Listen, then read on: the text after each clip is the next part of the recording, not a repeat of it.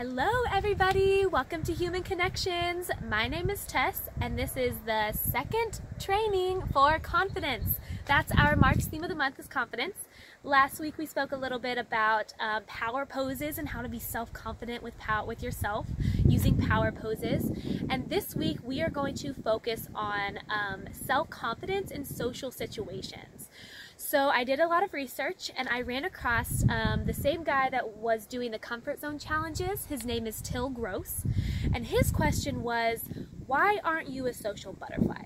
So we did some research on that, and he noticed that people who aren't confident in social situations, who aren't social butterflies, it's because they're not comfortable and confident with themselves.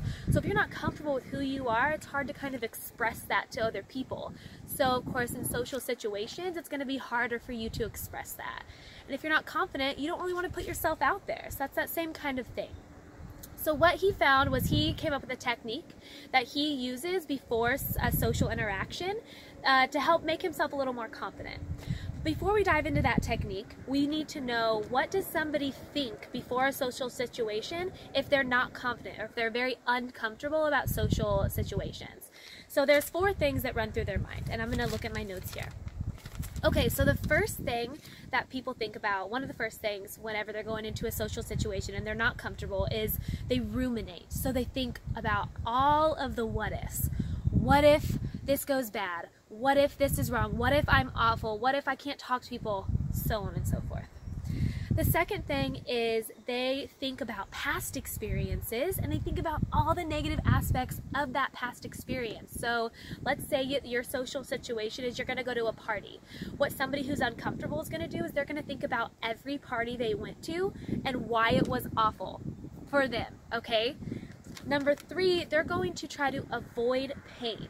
So this basically is meaning if they're going to think about a situation that they could be in at the party, and if it could bring them pain potentially, they're going to avoid it. For example, if a guy wants to go talk to a girl at the party, but then he's like, "Ugh, that could potentially cause me pain," I'm just going to completely avoid it, okay? And then the 4th thing is they're going to focus on all the negative aspects that they think about themselves. So if they don't think that they're very attractive, or they don't think they're very funny, or they don't think that they have charisma, they're going to be thinking about all those things. So as you can see, these 4 cornerstones that you're building inside of yourself before you go to this party is an awful foundation to build in a social setting. Like you're putting everything against you at work pretty much at this point. On the other hand, let's kind of compare what people do when they are a social butterfly and they are self-confident in these situations. Basically, everything is the opposite. Let's kind of run through it just so we know. So 1, they ruminate less. They don't focus on what if this happens, what could happen, they're just here. Number 2 is if they focus on the past at all, it's going to be past experiences of positivity in the social situation. So for example, oh my gosh, I was the life of the party last weekend, or whatever that is, that's what they're going to focus on, really bringing that joy that they brought last time maybe. The 3rd thing is they're going to think of ways of succeeding. So I kind of think a better way to put this is kind of getting pleasure. So instead of avoiding pain, they're getting pleasure. So how can I be the life of the party? How can I make somebody laugh? How can I connect with another human at this party in the best ways? That's what they're looking at for, is that pleasure. And then the last thing is they're just generally thinking about positive things with themselves. So, oh my gosh, I look beautiful tonight, or I look so great, or wow, I have a smile that's just going to brighten up that room. Different things like that. So these cornerstones are really a way better foundation for going to that social activity as opposed to the cornerstones for the other one.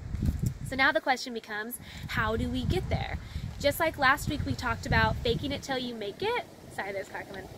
Just like last week we talked about faking it till you make it, that's what Till Gross says. So he says, mimic what a self-confident person is doing in order to become confident at a party or whatever social event you want. So he's come up with the 5-5-5 technique, and this is what he does before a social event in order to feel that confidence and to mimic what those self-confident people are doing. So let's kind of break this down. It's super short. Here we go. So this is going to be a writing activity. So the first thing you're going to do is you're going to write down 5 past positive experiences where you felt confident about yourself. This could be as small or as little or as big as you want.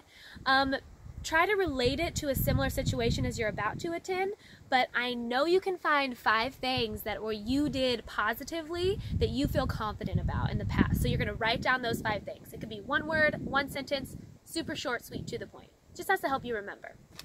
The second thing is you're going to write down 5 reasons why you're going to succeed. So example, why are you going to be charming? Why are you going to get people to like you? Now, this isn't to say we want to try to please people, but this is just showing you that there's a reason why you have something to offer. So why are you going to offer that to somebody? Again, it's not we need to be a certain way for somebody else, but it's why am I this amazing? So just write those things down. Again, 1 word, 1 sentence, whatever.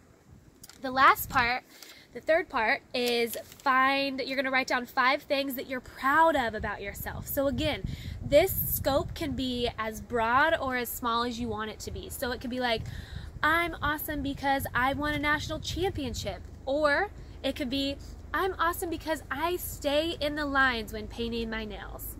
It literally can be anything that you're proud of, okay? Now that's the first little part of this. There's one little section next that he talks about, and that next section is going to be after you, there's an airplane, hang on, I can't. It's a helicopter actually.